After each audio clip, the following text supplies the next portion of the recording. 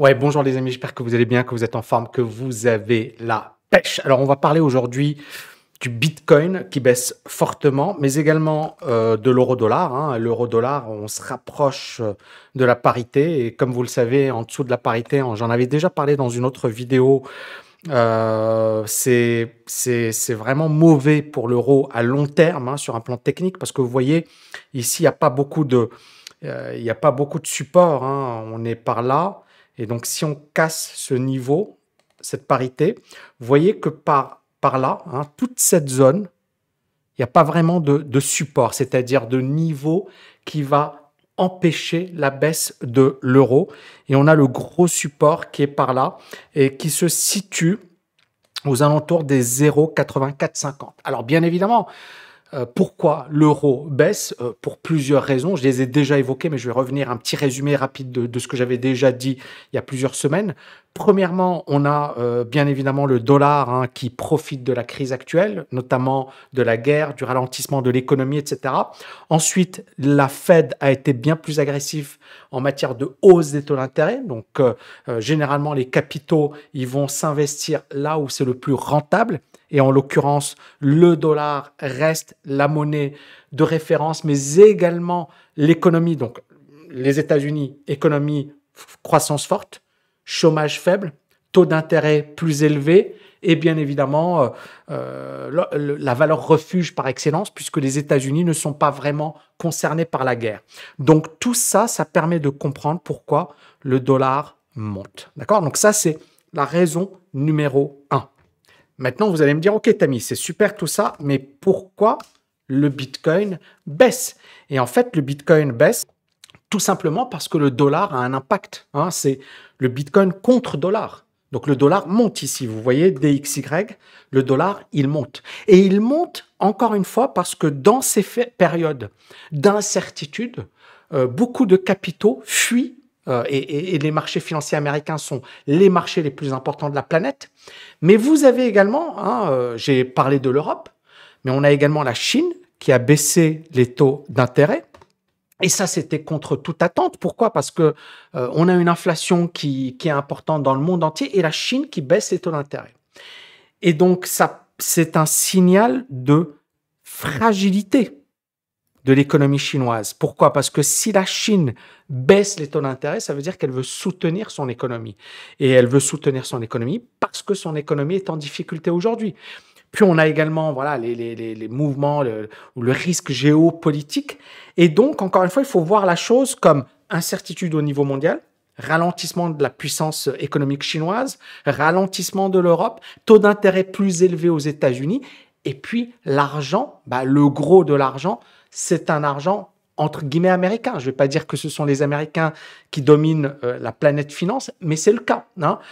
Et même si, parce que encore une fois, on a des investisseurs dans le monde entier qui vont investir aux États-Unis. Prenons le cas, par exemple, allez, les Émirats ou la Norvège ou l'Arabie Saoudite, c'est des gros fonds de pension, donc ils n'ont rien à voir avec les États-Unis. Mais ces fonds de pension vont justement investir leur argent, ou ces fonds souverains plutôt, vont investir leur argent là où c'est le plus rentable, aux États-Unis.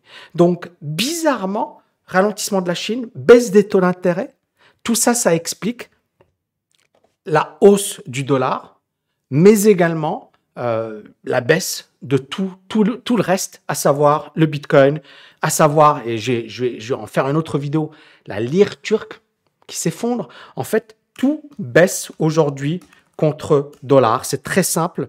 Le dollar, regardez, là, c'est la British Pound, hein, la livre sterling, qui baisse contre le dollar. Donc, tout baisse contre le dollar. Le dollar, c'est véritablement le grand gagnant de cette crise, hein, je dirais. Et vous voyez, même quand on va sur CNBC, qui est quand même un journal de référence, ou du moins, oui, un magazine, c'est une télé, une chaîne de télé de référence dans le monde de la finance, hein. Tous les financiers de Wall Street s'intéressent à ce que dit CNBC. Et là, ils disent la raison de la baisse du Bitcoin n'est pas claire à court terme. Et en fait, la raison de la baisse du Bitcoin, elle n'est pas claire au sens où c'est surtout de l'argent qui fuit les marchés financiers et qui va s'investir aux États-Unis et qui achète du dollar. Donc, on achète du dollar et on vend tout le reste. C'est aussi simple que ça. Et bien sûr, on a eu la réunion de la Fed récemment, hein, et la Fed a expliqué qu'il n'allait pas arrêter la hausse des taux d'intérêt tant que l'inflation n'aura pas été matée. Et pour le moment, ben voilà, ça veut dire qu'ils vont continuer d'augmenter les taux d'intérêt pour combattre l'inflation. Donc le dollar, finalement, c'est, ou du moins la Fed, hein, c'est la seule banque centrale qui gère bien son business, notamment sur le plan de sa monnaie. Et c'est intéressant parce que même l'Ethereum est techniquement parlant, encore une fois, moi je compare l'Ethereum au Bitcoin. Le Bitcoin, vous voyez que on n'a pas accéléré par là, d'accord? Donc on voit que la reprise, elle était quand même très molle du Bitcoin. Et rappelez-vous encore une fois de cette bougie japonaise dont je vous avais parlé. Donc on va sur un graphique weekly, hein, je vous en avais parlé dans ma précédente vidéo. Et vous voyez cette grosse bougie japonaise, ça s'appelle une bougie de contrôle, on ne l'a pas cassé à la hausse. Donc, on est toujours en tendance baissière sur le Bitcoin. Tant qu'on n'a pas cassé ce niveau, hein, tant qu'on n'a pas cassé ce niveau, ça, voilà, le niveau, il se situe aux alentours des 26 000, 27 000, hein, 27 000. Tant qu'on n'a pas cassé le niveau des 27 000, on reste dans une tendance baissière. Donc, la grosse question aujourd'hui, hein, c'est, mais par contre, quand on compare à court terme, hein, le Bitcoin à l'Ethereum, on voit bien que l'Ethereum, ici, on a cassure et on a fait une belle jambe de reprise. Alors bien sûr, c'est du court terme, hein, dans une tendance, les amis, et j'ai vraiment envie que vous compreniez ça. Vous voyez ici, on a la cassure des moyennes mobiles, d'accord, 20-50 périodes, que j'aime bien. On a cassé, on a rebondi, on tape la moyenne mobile 50, on est toujours en tendance baissière à long terme. À long terme, d'accord? Le RSI, il est toujours sous la zone de neutralité, donc ça, c'est toujours un signal vendeur. Maintenant, dans une tendance, et ça, c'est très important, vous devez le comprendre, quand vous avez une tendance baissière, vous allez avoir des hausses, des baisses, des hausses, des baisses. Ces hausses, par exemple, en daily, ça va donner des signaux positifs, d'accord? Mais ça ne veut pas dire qu'on a un retournement majeur. C'est juste un signal positif à court terme. Donc, ça veut dire qu'en daily, on va être positif. Sur une base horaire, on va être positif. Sur une base 4 heures, on va être positif. Tout ça, c'est très bien. Mais ça, c'est le monde des traders ou des swing traders. D'accord? Donc, on est dans l'environnement d'un trader. Il joue un rebond, pas de souci. Mais pour que le rebond soit finalement un retournement, il faut qu'on passe au-dessus des moyennes mobiles, donc on ait quelque chose de beaucoup plus puissant. Donc à partir de là, bien évidemment, il y a des stratégies, hein. Quand par exemple on veut jouer un rebond, on n'est pas sûr, par exemple ici, d'accord? On est bien d'accord que là, on joue un rebond, mais juste après, ça corrige. Donc c'est très important de faire la différence entre tendance court terme, tendance long terme, d'accord? Donc là, pour le moment, on est dans un rebond court terme. Mais pour avoir un rebond long terme, il faut repasser au-dessus sur le RSI et avoir quelque chose de beaucoup plus puissant. Pour le moment, ce n'est pas le cas. Et c'est là où c'est intéressant, les indices, hein. Je reprends ici l'indice américain.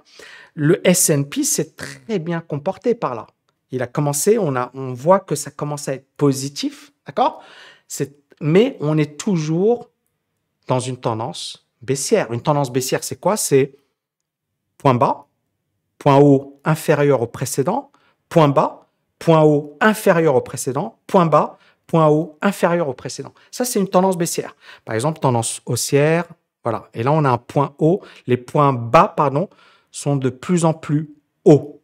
Et quand ça commence à se retourner, on est en tendance baissière. Là, on est toujours en tendance baissière, mais on joue avec des niveaux clés, charnières. C'est pour ça que c'est très important ce qui est en train de se passer. Maintenant, ça, c'est l'univers et j'ai vraiment envie que vous compreniez la différence entre les traders, swing traders, les investisseurs. Ça, un investisseur, il ne doit pas regarder ça parce qu'il est dans une perspective long terme. Il va acheter pour des critères précis, valeur, voilà, horizon long terme. Donc, par exemple, quelqu'un qui a investi là, d'accord, et il a une vision très, très long terme, là, vous voyez, il y a ça et ça, la volatilité. Mais là, il est gagnant. Mais il s'en fiche de la volatilité. Donc, vous devez vraiment comprendre la différence entre l'investissement versus le trading, swing trading. Ce sont deux disciplines totalement différentes. Il y a des outils qui sont complémentaires, etc. Mais c'est totalement différent. Donc, un trader, il peut te dire je suis haussier, ou un investisseur, il peut te dire je suis haussier, et un trader, il peut te dire je suis baissier. Et ils auront tous les deux raison, parce qu'ils raisonnent différemment. Donc, aujourd'hui, sur un plan analyse, donc pour le moment, le S&P se comporte pas trop mal, mais j'en avais parlé la dernière fois. J'avais dit, il y a Apple qui, franchement, tire l'indice vers le haut. On a des actions comme Pepsi, record, d'accord. On a des valeurs qui tiennent bien, McDonald's, c'est des bonnes valeurs qui tiennent bien, qui tiennent le choc, ok. Mais vous avez d'un autre côté des valeurs comme Coinbase qui sont toujours déprimées, je vais les mettre en daily, des valeurs comme Alibaba, moyen, des valeurs comme Facebook, Meta, c'est toujours moyen. Vous voyez, on a pas mal de valeurs qui sont encore pas voilà, dans une configuration exceptionnelle. Microsoft, c'est sympa, mais c'est pas aussi pushy que Apple. Donc, on voit bien qu'il y a quelques valeurs qui tirent les indices vers le haut.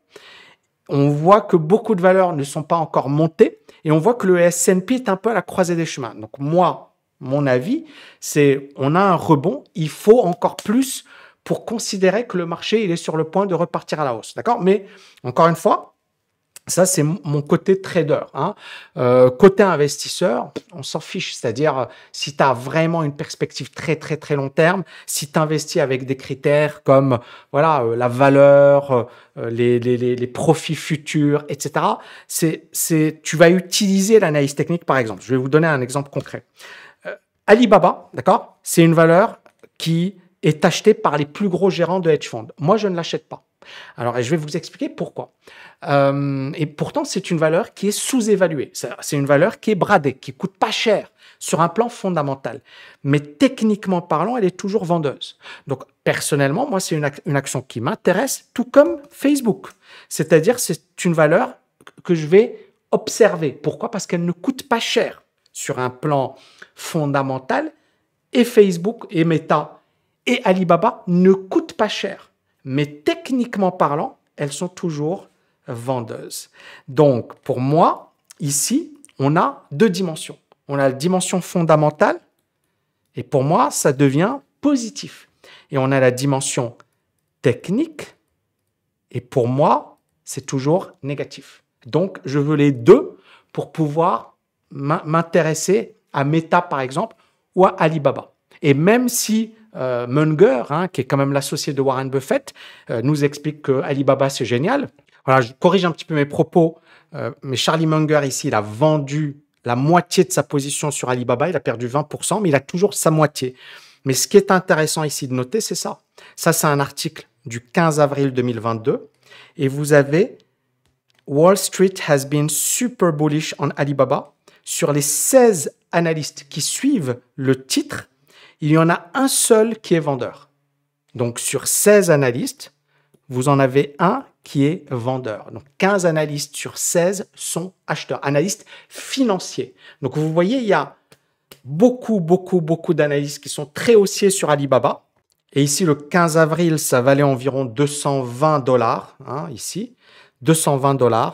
Et en fait, Alibaba a perdu depuis le 15 avril environ 19%, et puis sur les plus bas, on est à 28%. Et alors que là, beaucoup d'analystes financiers, vous avez vu, hein, 15 analystes sur 16 étaient acheteurs. Et le titre a perdu 30%. Mais c'est des analystes de Wall Street, hein, c'est pas les... Voilà, ils s'engagent publiquement, etc. Et donc, vous voyez que fondamentalement, moi, je ne suis pas contre leur point de vue, mais techniquement, pour moi, il manque quelque chose. Et c'est là où vous devez vraiment combiner analyse fondamentale, analyse technique, pour vraiment travailler les marchés à long terme. Et c'est là où vous allez faire des choses magnifiques. Mais là, on est dans le domaine de l'investissement. Et dans le domaine du trading, swing trading, moi, je dirais que l'analyse fondamentale est intéressante, mais elle n'est pas suffisante, d'accord? Elle est souvent dépassée. L'analyse fondamentale est beaucoup plus intéressante à très long terme ou à moyen terme. Voilà, les amis. Donc, moi, encore une fois, pour récapituler, pour moi, Le S&P à la croisée des chemins. Donc, ça veut dire que ça va vraiment se jouer aujourd'hui. D'ailleurs, aujourd'hui, on a pas mal d'échéances pour les options. Donc, 2000 milliards de dollars d'options échéances. Donc, ça peut avoir un impact sur les indices. On a également alors le dollar hein, qui monte, les taux d'intérêt aux États-Unis et surtout là le Bitcoin qui baisse. Et on reste sur cette analyse que je vous avais faite précédemment hein, sur la grosse bougie de contrôle. Donc je vous invite à revoir mon ancienne vidéo. Pour moi, tant qu'on n'a pas cassé, on n'a pas encore une dynamique positive. Donc ça veut dire que on peut encore consolider. Hein, on peut encore une fois, on peut jouer avec ces niveaux. Hein, on peut faire ça et puis voilà pendant quelques semaines, quelques mois. Là, le niveau il est à 17 500. On le connaît. C'est le gros niveau. Si ça casse avec des volumes, ça voudra dire que il y aura de la casse. Les nouvelles ne sont pas très négatives hein, sur le Bitcoin et les cryptos en général, mais je vous l'avais dit, hein, bizarrement, quand vous avez des nouvelles négatives et que ça monte, c'est une bonne chose. Quand vous avez des nouvelles positives et que ça baisse, c'est pas bon. Et là, on a des nouvelles positives et ça baisse, donc c'est pas super bon. Dites-moi les amis ce que vous en avez pensé. Qu'est-ce que vous en pensez également? Est-ce qu'on va juste consolider avant de repartir à la hausse sur le Bitcoin? Est-ce que on va casser les précédents points bas? Le dollar également. Voilà, la configuration actuelle des marchés. Vous en pensez quoi? J'aimerais avoir votre opinion. Merci beaucoup les amis. À plus. Ciao, ciao, ciao.